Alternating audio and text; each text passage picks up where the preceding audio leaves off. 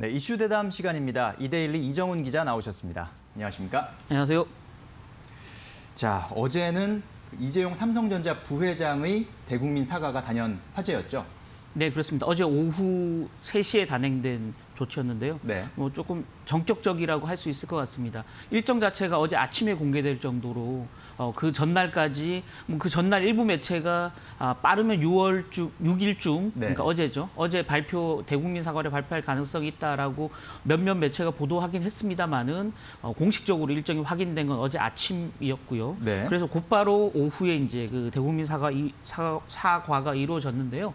지난 2015년도 6월에 메르스 사태에 삼성병원이 초기에 대응을 빠르게 하지 못한 데 대한 대국민 사과를 이재용 부회장이 한번 했었거든요. 예. 그 이후 5년 만에 처음으로 국민들 앞에 다시 고개를 숙인 그런 어떤 이벤트였다라고 말씀드릴 수 있을 것 같고요. 네. 단 일정 자체는 좀 그 전격적이었지만 예정된 수순이었다라는 거죠. 지금 현재 국정농단 사태에 사실은 삼성그룹 또 이재용 부회장이 얽혀 있는 상태인데요. 네. 재판부가 사실은 그 준법감시위원회라는 걸 만들어서 경영쇄신을 하라라고 요구했고요. 그 준법감시위가 대국민 사과를 사실은 요구를 했었거든요. 그 시한을 첫 번째는 4월 10일에 줬었는데 네. 코로나 사태로 인해서 일정이 좀 미뤄지다 보니까 2차 시한을 5월 11일로 잡았습니다. 5월 11일보다는 닷새 일찍 국민 네. 사과를 한 거고요. 그렇게 본다 그러면 다소 전격적일 수도 있었다고 볼 수도 있겠는데요. 어제 이제 그 사과에서 이재용 부회장은 별도의 질의응답을 하지 않은 상태에서 한 10여 분간 발표문을 낭독하는 형태로 국민들 앞에 고개를 숙였고요. 네. 다만 이제 입장문 자체만 발표를 해도 충분한 상황이었음에도 불구하고 이재용 부회장이 직접 카메라 앞에 고개를 얼굴을 내밀고 국민들 앞에 고개를 숙인 자체는 어떤 사과의 진정성을 보이겠다는 그런 어떤 의지로 해석할 수 있을 것 같습니다. 네, 그렇군요. 자, 그 사과문 주요 내용을 좀 한번 정리를 하면서 그 의미를 한번 하나씩 짚어봐야 될 것 같은데요. 일단 주요 내용을 좀 정리를 해주시죠. 그렇죠. 오늘 뭐 저희 이데일리 신문도 마찬가지지만 대부분 네. 신문들이 일면 헤드라인으로 뽑은 제목은 나의 자녀에게는 삼성그룹 경영권을 물려주지 않겠다라는 네. 국민 약속이었거든요. 사실은 그게 어찌 보면 가장 큰 어떤 쇼킹한 부분이었고 또 향후의 삼성그룹의 지배구조, 거버넌스에 큰 영향을 미칠 수 있는 일종의 선언이다라고 볼 수 있을 것 같습니다. 네. 또한 이제 그 무노조 경영에 대한 그 사회적 비판이 굉장히 많았고요. 또 그렇죠. 노조를 와해시키기 위한 개입도 사실은 재판하고 또 맞물려 있는 부분들이 있는데요. 따라서 앞으로 삼성그룹이 무노조 경영이란 말을 듣지 않도록 하겠다라는 약속을 국민들 앞에 또 했고요. 예. 또 자랑스러운 대한민국 국격에 어울리는 새로운 삼성을 만들겠다라는 미래의 비전까지도 동시에 발표를 했습니다. 어쨌든 간에 부친인 이건희 회장으로부터 경영권을 이어받은 이후에 과거에 잘못됐던 어떤 삼성과 단절하지 못했던 자기 자신의 잘못을 인정하고 예. 앞으로 새로운 삼성을 자기가 만들어 보겠다. 또한 그 새로운 삼성에는 자신의 자녀들이 경영권을 가지지 않고 전문 경영인을 내세우겠다라는 예. 의지를 사실은 어제 표방했다라는 점이 어제 내용의 가장 핵심적인 부분이겠고요. 또 하나 좀 유념할 부분들은 재판 이후에도 지금 재판부가 만들라고 공고했던 준법감시위원회를 그대로 유지하겠다라고 얘기를 했거든요. 결국은 그 재판이 끝나고 나더라도 향후에 이와 비슷한 일이 발생하지 않도록 재발 방지를 약속하면서 준법 경영을 철저하게 지켜나가겠다는 의지를 또 한 번 보여줬다라고 해석할 수 있을 것 같습니다. 네, 그렇군요. 자, 그러면 이러한 이 사과문 내용, 이런 대국민 사과가 현재 이제 이 부회장이 받고 있는 재판에 좀 영향을 줄 수 있을지 이런 여부도 좀 많은 관심이 모아지고 있는 것 같은데요. 어떻게 보십니까? 그렇죠. 가장 큰 관심은 항상 오너의 부재는 그룹의 의사결정을 힘들게 만든다라는 공식들이 항상 이제 지금 시장에서는 받아들여지고 있거든요. 네. 따라서 이재용 부회장 지금 두 가지 법적 이슈가 걸려 있습니다. 하나는 전 정권과 관련돼서 경영권 승계를 좀 편하게 하기 위해서 전 정권에 뇌물을 줬다라는 뇌물 횡령 혐의로 네. 지금 파기환송심 지금 재판을 받고 있는 상황이고요. 또 하나는 삼성바이오로직스 분식회계 관련해서 검찰 수사를 지금 또 받고 있는 상황입니다. 이 두 가지 이슈가 가장 큰 지금 그 법적인 문제인데요.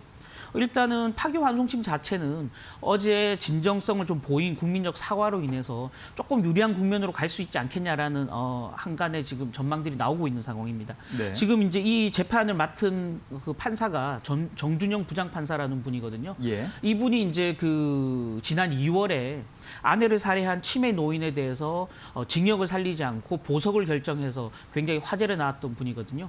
이분은 이제 과거에도 한 10여 년 전부터도 계속 치료적 사법을 강조하면서 논문을 많이 썼던 분입니다. 이분은 치료적 사법이라는 게 어떤 의미인가요? 그렇죠. 그러니까 사법이라는 게 항상 잘못에 대해서 형을 가하고 제재를 가함으로써 징계하기보다는 네.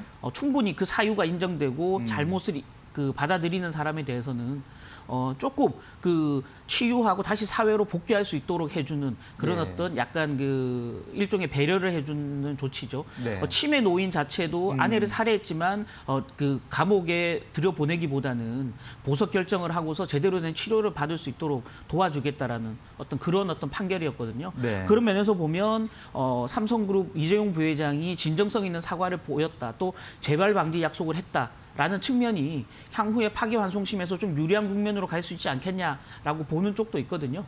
그렇게 본다 그러면 어제의 사과 자체는 삼성그룹의 향후 불확실성을 조금 해소하는 쪽으로 작용할 가능성이 있다라고 지금 보여지는 상황입니다. 네. 또한 이제 검찰 수사가 또 하나 걸려 있긴 한데요. 어쨌든 검찰 자체는 지금 이제 이 삼성 이재용 부회장의 사과에도 불구하고 이 삼성바이오로직스 분식회계 자체를 정확하게 수사해내야 검찰의 실추된 명예를 좀 만회할 수 있다는 점에서 사실은 검찰 수사에는 별 영향을 미치지 못하겠지만 전체적으로 삼성그룹의 법적 리스크는 조금 낮췄다라고 예. 좀 바라볼 수 있을 것 같습니다. 네, 그렇군요. 어제 이제 이 사과가 나오고 나서 뭐 여러 가지 반응들이 나오지 않았습니까? 언론에서도 반응을 하고 또 일반 시민들, 국민들도 이제 반응을 했는데 그거에 대한 반응이 뭐 예를 들어서 자녀에게 그룹 경영권을 물려주지 않겠다라는 이야기는 결국은 본인이 경영권을 현재 갖고 있고 그것을 좌지우지할 수가 있다. 뭐 이렇게 이제 볼 수 있다는 그런 거에 대한 지적이 있었고요. 네. 또 하나는 결국은 지금 현재 경영권 승계에 관련해서 뭔가 책임 소재를 묻고 있는 재판이 진행 중인 과정에서 본인의 잘못에 대해서는 뭐 인정하지 않았다, 책임지는 그런 모습을 보여주지 않았다라는 지적도 있었거든요. 네. 이런 지적에 대해서는 좀 어떻게 봐야 되나요? 경영권 그 자체의 존재 여부에 대해서 그리고 본인이 그 승계 과정에서의 책임에 대한 언급이 없었다는 부분, 이 부분은 어떻게 봐야 됩니까? 그렇죠.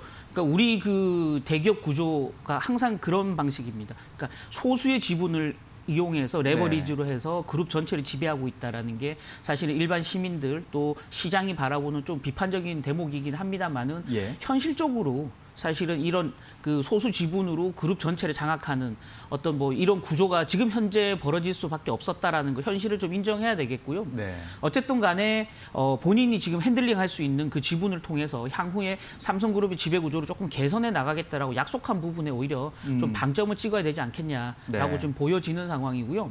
또 하나 말씀드릴 부분들은 지금 향후에 삼성그룹이 어떤 방향으로 갈 것인지에 대한 부분인데요. 지금 재판부의 판결 자체는 사실은 어제 사과 자체로 인해서 양형 심리 자체가 크게 바뀌지는 않을 거다라고 이제 보여지는 게 법조계의 일반적인 판단입니다만은 네. 진정성 있는 사과를 보일 경우에 재판부가 조금 긍정적으로 바라볼 수 있지 않겠냐라는 부분들이 있거든요. 네. 그래서 어쨌든 간에 전체적으로 삼성이라는 그 그룹 자체가 우리의 경제의 핵심적인 역할을 하고 있는 그렇죠. 경제 주체고요. 네. 또 삼성그룹 일가, 그러니까 이재용 부회장 일가가 사실은 삼성그룹 지배하고 있다라는 것도 엄연한 현실이고요. 예. 또 하나는 이제 지금 드러나고 있는 법적인 이슈 자체는 사실은 이재용 부회장이 경영 전면에 나서기 이전에 사실은 삼성이 과거에 좀 어두웠던 면이었거든요.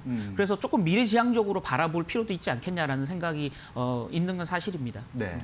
앞으로 이제 새로운 삼성, 미래 삼성에 대한 기대감이 긍정적으로 작용했을 때문일까요? 이 사과 이후에 삼성그룹주가 전체적으로 동반 강세를 나타내는 모습이었습니다. 이거를 좀 어떻게 또 봐야 되는지 궁금합니다. 그렇죠. 어제 이제 사실상의 삼성그룹의 지주사 역할을 하고 있다라고 이제 받아들여지는 삼성물산 같은 경우는 네. 주가가 6.6%나 상승을 했거든요. 예. 또 이제 이재용 부회장이 지분을 가장 많이 갖고 있는 9.2% 지분을 가지고 있는 삼성 SDS 같은 경우도 주가가 3.6% 정도 주가가 어제 올랐습니다. 네. 그 외에도 삼성그룹주가 전체적으로 주가가 다 일제히 상승을 했거든요. 특히 이제 유동 주식 수가 적어서 항상 이제 호재에 민감하게 반응하는 우선주들이 어제 급등하는 양상을 동시에 좀 보였었고요. 전체적으로 시장은 어제 이제 그 JY 이재용 부회장의 사과에 대해서 뭐 이로 인해서 어떤 그 판결에서 유리한 국면을 형성할 것이다라는 기대감보다는 네. 삼성그룹의 그동안 이제 오너 리스크나 지배 구조와 관련된 리스크로 인해서 삼성그룹이 제대로 된 본인들이 가지고 있는 체질을 평가받지 못했다라는 측면들이 앞으로는 시장에서 제대로 된 평가를 받을 가능성이 있다라는 어떤 릴레이팅에 대한 기대감들이 크게 작용했다라고 볼 수 있을 것 같고요. 예. 그런 면에서 보면 향후에 삼성그룹 관련주들이 추가 상승할 수 있는 여지는 좀 있지 않겠냐라고 보여지는 상황입니다. 그렇군요. 그 중에 좀 뭐 특히 좀 눈여겨볼 만한 예, 예. 그런 뭐 종목이라고 할까요? 혹은 네. 계열사라고 할까요? 어떤 좀 회사를 좀 눈여겨보면 좋을까요? 그렇죠. 그러니까 일단은 조금 전에 말씀드렸지만 네. 전체적으로 어제 사과 이후 또 대국민 약속 이후에 삼성그룹 전체적인 지배 구조 자체가 개선될 수 있다라는 여지가 있다라는 측면에서 보면 그동안 이제 사실은 그 제일모직과의 합병 이슈 또 국정농단 그 재판 관련 이슈로 인해서 주가가 가장 크게 흔들린 네. 종목을 꼽으라면 삼성물산은 꼽을 수 있을 것 같습니다. 지금 네. 전체 PER이 10배 정도로 건설업종 전체의 PER의 절반 정도밖에 안 되거든요. 그렇군요. 그럼에도 불구하고 1분기 실적이 굉장히 좋습니다. 1분기에 건설 부분이 굉장히 호조를 보이면서 네. 1분기 영업이익이 40%나 늘어났고요. 또 올해 배당금 자체도 전년 대비 20% 이상 늘어날 걸로 예상이 되고 있는 상황이기 때문에 삼성물산의 주가가 좀 재평가받을 가능성이 충분히 있지 않겠냐라고 보여지는 거고요. 그 외에 뭐 삼성 SDS나 삼성전자 등이 이 이슈로 인해서 주가가 오르냐 사실은 조금 보수적으로 봐야 될 필요는 있다라는 네. 건데요.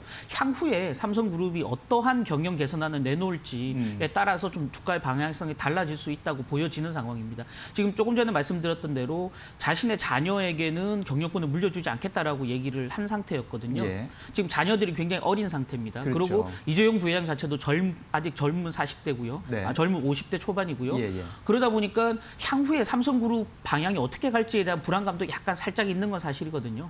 지금 현재로서 보면 확실한 건 소유와 경영을 분리하겠다. 본인이 소유하고 있는 지분에 대해서 경영권을 행사하지 않고 전문 경영인을 둬서 삼성그룹 전체적으로 더 회사들이 발전할 수 있는 방향성으로 가겠다라고 어제 선언한 걸로 본다 그러면 향후에 좀 구체적인 경영 개선 방안들이 나올 가능성이 있다라는 거고요. 그동안 삼성 오너 일가들이 지속적으로 롤 모델로 좀 삼았던 그 그룹이 스웨덴의 발렌베리 그룹이라는 그 일종의 가족 그룹이 있습니다. 예. 그 그룹이 지금 스웨덴 전체 GDP의 30%를 차지하고 있다는 뭐 에릭슨이라든지 일렉트로룩스 또 ABB 중장비 업체인데요. 네. ABB 또 스웨덴의 은행들 한 100여 개 업체를 소유하고 있는 거대한 가문이거든요. 그럼에도 불구하고 소유하고 있지만 실제 경영은 하지 않고 본인들이 가족 재단을 세워서 그 재단이 설립한 지주회사, 예. 그 지주회사의 전문 경영인을 통해서 이 100여 개 자회사들을 다 지금 경영을 하고 있는 구조거든요. 아마 삼성그룹도 이런 구조로 갈 가능성도 있지 않겠냐라고 지금 보여지는 상황이고요. 네. 지금 제가 말씀드린 건 일종의 저의 어떤 뇌피셜로 좀 받아들여 필요는 있겠고요. 네. 향후에 삼성그룹이 어떤 방향성으로 시나리오를 내놓을지에 따라서 추가적으로 삼성그룹주의 주가 상승 여부는 결정될 가능성이 있다라고 보여지는 상황입니다. 그렇군요. 일단은 뭐 이재용 삼성전자 부회장이 어떤 의지에 대해서는 약속을 한 부분이 있으니까 앞으로 구체적으로 어떤 경영 개선안, 앞으로 어떤 청사진을 실제로 보여주는지에 대해서 관심을 가질 필요가 있겠고 또 그것이 삼성그룹주에도 아마 영향을 미칠 것으로 예상이 됩니다.